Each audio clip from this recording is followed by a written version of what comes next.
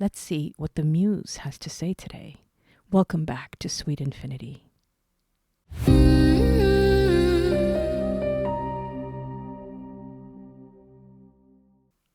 My name is Kieran. Today I'll be reading from the Muse Tarot Deck by Chris Ann. This is a very unique deck. I would say it's definitely for some of the more advanced tarot readers, because you do need to understand how tarot works a little bit before you can really fully enjoy this deck. The cards have this lovely mint green and flowery background. They're a good size for my hands, which tend to be on the smaller side.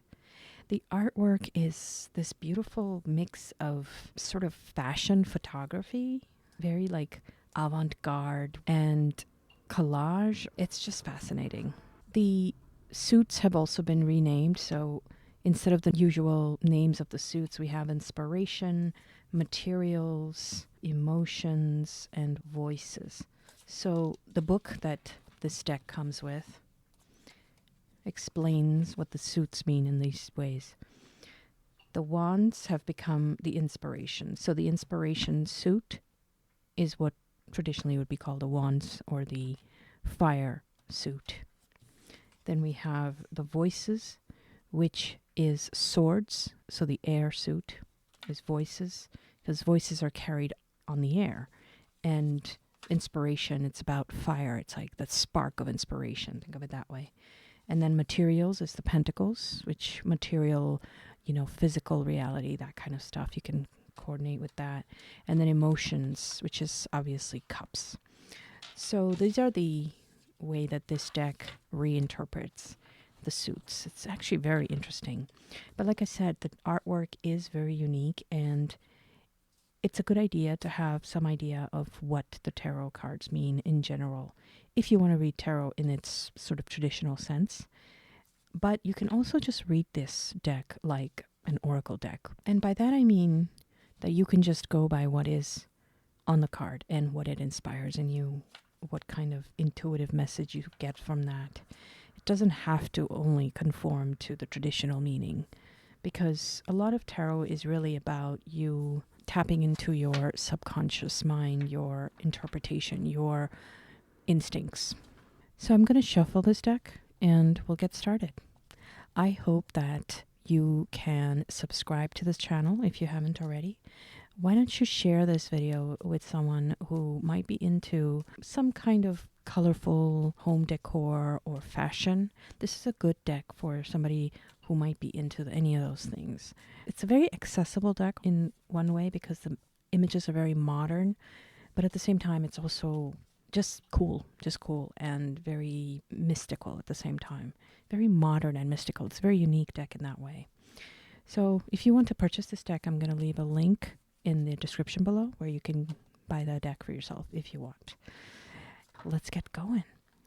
So this is called the Muse deck, or the Muse Tarot Deck. Let's do this reading about your muse and what helps you get creative, what gets your juices flowing. So we have 8 of voices. Now remember, voices are traditionally the sword or the air suit. Then we have 2 of materials. That's 2 of pentacles in a traditional deck. And then we have the Hierophant. Interesting.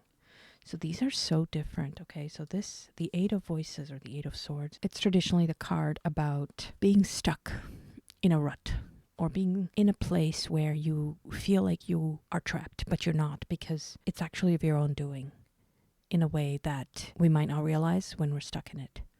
So that's what this card is usually about. It's about a figure who is trapped and blindfolded and thinks that she is in a bind, but her hands are usually free. And there's usually a path out, but she doesn't seem to recognize that yet. So that's this moment where you might be, in a way, unable to figure out how to get yourself out of that situation. So that's that moment that this recognizes. Now this one, 2 of materials, is about balancing, the balancing act. See how she's sort of juggling these 2 roses in this case, and also standing on this very sort of sharp diamond. And so the 2 of Pentacles in this case it's called materials. That's a card about somebody who is kind of a workaholic, kind of overworked almost, and just juggling a lot of things. She's got a lot of balls in the air, as they say. So this one and this one, she might be feeling trapped. In fact, sometimes she might be feeling like she can't get out of the rut that she's in. She can't get out of the roles that she finds herself in, where she's maybe just doing too many things. Maybe she never really stopped to think about whether these are all the things she wants to do, and she kind of went along with what was expected of her by others in her life. And then we have the Hierophant. And the Hierophant is the system. It's the structure that's around you, the way that you have made something into a sacred figure. It could be that you have taken certain aspects of whatever it is that you believe in, whether it's something that you were taught maybe as a child. You were taught about how to achieve a good life, or what does it mean to be alive. But it seems to have got you to a place where you are kind of juggling all these things. You're not really sure if you even want to do it. You're not even sure if you chose this, or if you would be able to continue this if you had a chance to stop and reevaluate your priorities. So we have a figure that's kind of stuck on this place. I'm seeing a lot of stuck energy. So I asked, what is it that gets your juices flowing? And here I'm seeing a lot of stuck energy, right? So this is about where you might be at this moment, or your past, and how you got here. There's some kind of formal structure, whether it's a community you're part of, or something that you have allowed to take over your choices. And this spread here so far is basically bringing that to your attention, that you might be juggling too many things. You might feel that you are stuck in a rut, but some of it is your own doing. By that we mean that we make choices. We might not always have chosen where we started out, but what we do with it, what we do with the cards that we were dealt, that's usually our choice, or to some extent it can be. And this character, she's obviously just not in a good place. She's not happy with her choices. I can tell from these two cards. So let's pick some more, see what else you need to understand right now. Seven of Inspiration. So that would be the Seven of Wands. The Seven of Wands is about defining your boundaries. It's about boundaries, which is very interesting because, again, we came here and we saw that this person, you, have on some level let somebody else define your boundaries. Let the system that you're part of, some kind of community, organization, family, some kind of structure that you've taken as a default, as a given, and you haven't really questioned it, or you felt that you didn't have a chance or the right to question it. And so you've been sort of juggling everything it told you. And this one, I said, let's see what you need. And this one came up. You need to define your boundaries. Now, sometimes we are not able to just walk away, even if we know something is not something we want to be relegated to, but we can't necessarily walk away. There are people or other reasons where we can't walk away. But there is a need to define your boundaries. And this Muse deck about your creativity, about what would light your life up, is telling you that defining your boundaries is the place to start. So let's discuss what that means. How do you define your boundaries? So we have Page of Voices, which is the Page of Swords. The Page of Voices is a writer. She's a deep thinker. She's a scholar. She wants to learn things. She's curious. She loves to write and she loves to read. So I asked, how do you define your boundaries? And this card came up.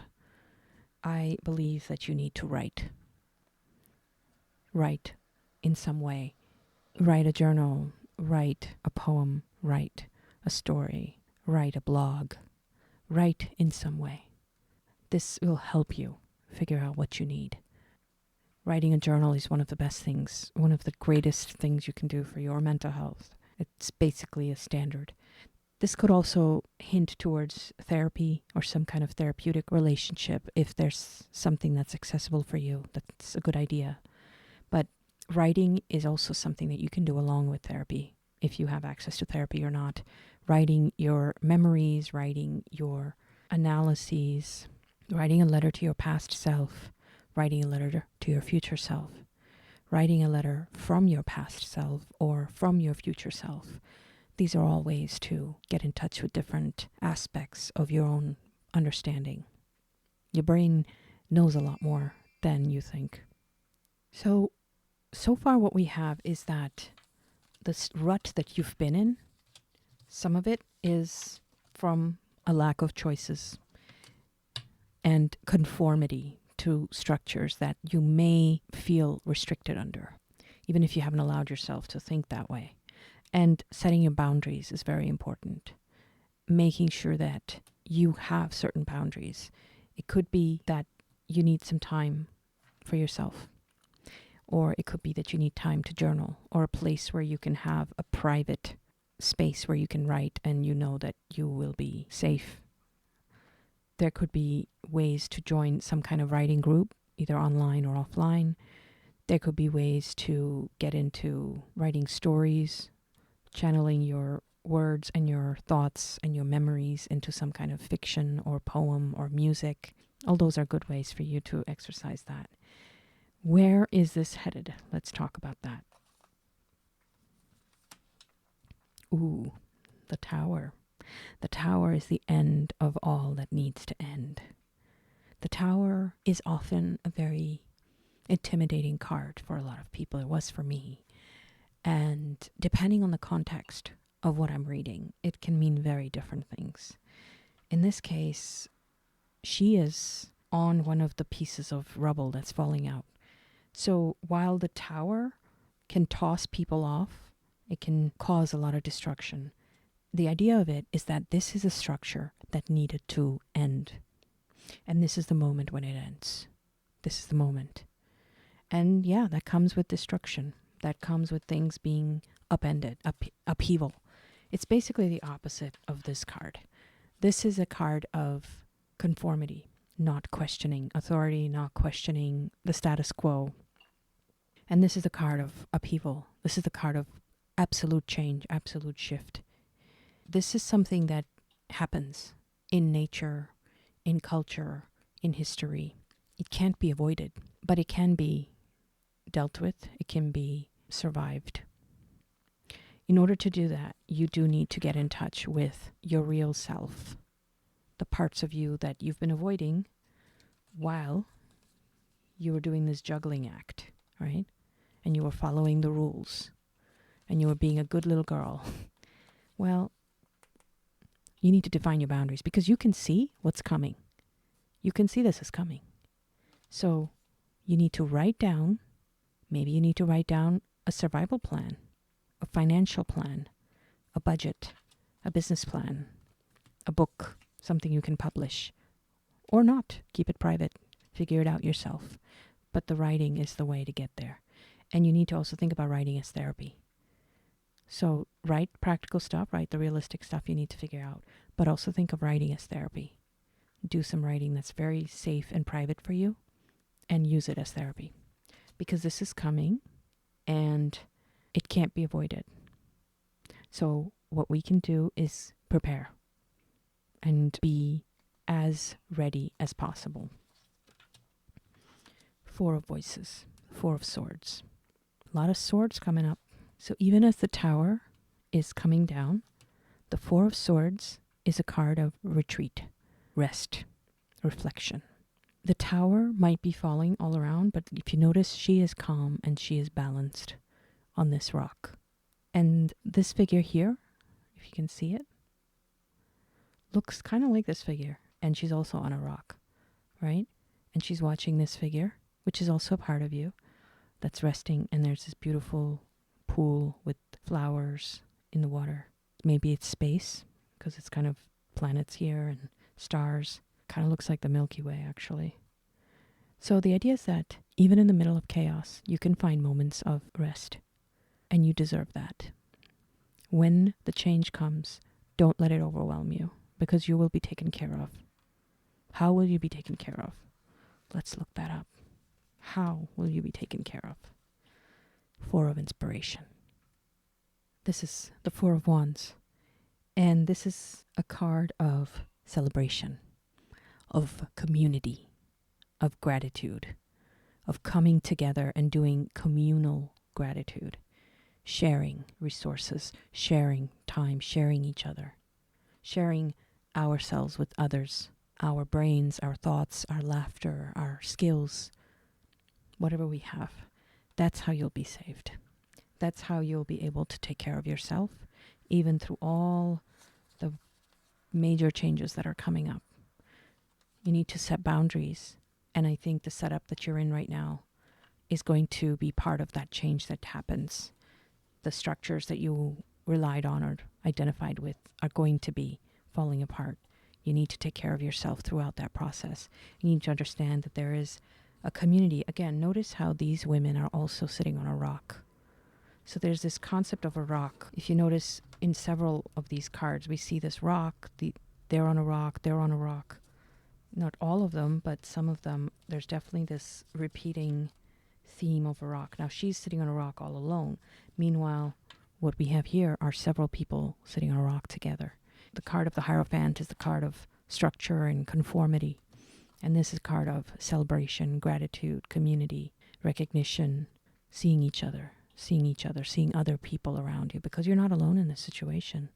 You're not the only one who's going through this. The illusion is that you're separate, that you're alone, but you're not. Everybody feels that way on some level. So what's the best solution? Everybody who feels alone come together, right? Makes sense. So as a parting thought, let's pick one more card. Queen of Inspiration. So that's the Queen of Wands. She is a diva. She is a beautiful, self-contained individual who is fully embodying her creativity, her charisma, her inspiration, literally. And she is in touch with her higher self. She meditates a lot. And she is able to channel her creativity in a way that is such a beautiful role model for others. So I feel like after all of this stuff, taking the time to take care of yourself, journal, deal with the fact that the change is coming, that all the old structures, they're not going to last forever. They're going to end. And you're going to be one of the witnesses of that ending. You have to define your boundaries. Write. Do a lot of writing. Get into writing. Just write. Write every day. Write something every day. Yes, you're juggling a lot right now, but understand that there's change coming. And take care of yourself. Retreat. Rest. Reflect. Get together with your community. Get together with your friends. Make new friends. That's so important. Take care of each other, because this is so pivotal, especially when everybody's going through upheaval, everybody's going through change, right? The way out is by getting together with others. Humans are social creatures. We rely on each other. Maybe start a writing group. That's an idea. And ultimately, your destiny is to be somebody who inspires a lot of people, leads by example, teaches by example. Because after all that change, somebody's going to have to rebuild the world. Maybe you're going to be one of them, one of the people who helps rebuild the world in a better way that's not reliant on oppressive structures, that's not reliant on people not living their best life, their fullest life. And you can do that once you have taken care of yourself and are able to achieve that kind of harmony with your own higher self. So that's the Muse deck. If you're interested in purchasing this, I'll leave links in the description below. I hope that was useful for you. Thank you for listening. Check out the other videos on this channel too. Put a thumbs up if you can, and I'll be back with more readings for you. In the meanwhile, and always, take care of yourself, take care of each other, and have yourself a sweet infinity.